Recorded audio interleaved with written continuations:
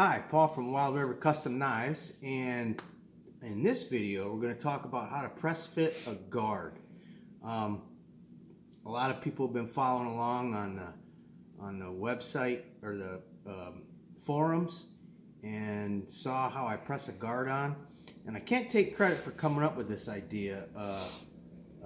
Another smith named Jim Coffey, actually, I knew about how to press fit a guard, and I always struggled with it because there was one key element that I didn't understand, and Jim was kind enough to explain it, and then it worked for me.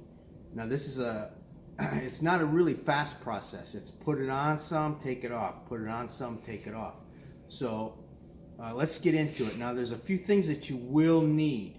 You need an accurate way to cut your hole in your guard material. I suggest using a mill. You can cut it, drill your hole and file your slot, but you have to make sure that you're accurate when you do it. You also need an accurate way to measure. So you need to be able to measure your tang where the guard fits up, and you need to be able to measure your hole when it's finally completed. Now the way this works is your tang is going to be one size, and what we want to do is we want to cut this slot the correct distance from there to there so it's a good fit, not really tight, but from here to here you want 0.010 of an inch less than what your actual knife is, and this is going to be press fit on there. And the way this works is I'm going to demonstrate with this knife that one of my boys was working on, and I guess gave up on it.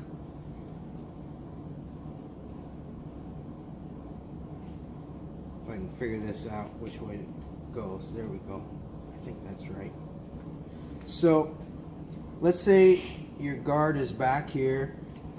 You can taper this out a little bit so that you can get up on there. And this is the apparatus, and you need to make this stout. You got 2 screws coming in from the side and a couple of bolts here, and then you're going to have a press plate. Now I have various press plates for different size guards, because if you got a little bitty guard, there's no reason to use this big one. Well, actually I use them in conjunction. I'll stack them like that.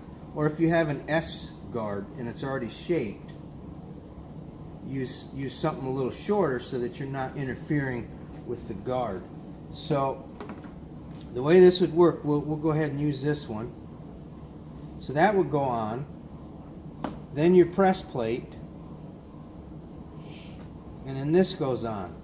Now the object of these side screws is not to hold this while you press it on, and that's what I didn't understand. The object of these screws on the side are simply to just center this on your blade.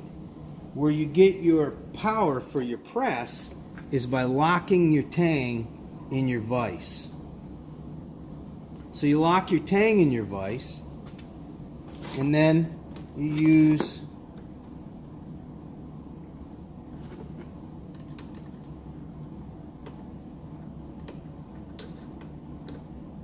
a couple of Allen head wrenches, and you just start to press it on, and you press it on, and you press it until you can't go anymore. The tang will not hold in that vise. So then what you do is you take it off, you take your assembly apart, and let's say that this guard is only about like right to here. You're going to want some pads for your vise, some soft jaws or some pads, something that's not going to mar this up. And generally I use my guard material has not been shaped yet. It's just a bar of steel with a slot cut in it. So you'll come in carefully, take a hammer and drive it off. Now what happens as this is being pressed on, what happens is these edges begin to burr up. They start to bloom. Okay? So what you're going to do is then you're going to take your guard material and go to your surface sander. I have a surface grinder that goes on my belt sander, your disc sander, your belt sander, whatever, and just touch it, clean it up, and get rid of those burrs, and then go for it again. And every time you do that, you're going to get a little further and a little further and a little further. And pretty soon, you'll be able to press it all the way on up against your shoulders. And it will be such a tight fit that there will be no seam showing whatsoever. Now, other thing that I want to mention is when you do this, you want your blade fully hardened and polished. You want to be done with the blade, because if you hand sand this after you've done this, it's not going to fit anymore. Or if you fit it prior to hardening and hand sanding, it's not going to fit. Once you do the final assembly, it's going to be loose. So have your blade all done, all completed. Once again, let's take a close look at this. Now you can make these slots any size you want, but this is a 1/2 inch plate steel with a couple of, I believe those are 3/8 Allen head bolts, just a couple of small bolts in the side. And once again, this is just for centering on the Tang.